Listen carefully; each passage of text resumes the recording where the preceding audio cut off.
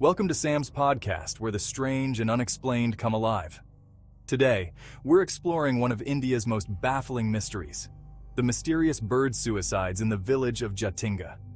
Every year during the monsoon season, hundreds of birds mysteriously plunge to their deaths in this small village in Assam.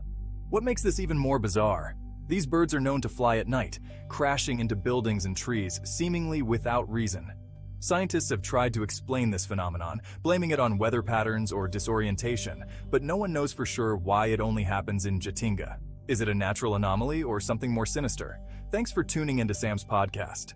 If you're curious about more eerie tales, be sure to like, comment, and subscribe for more stories from around the world.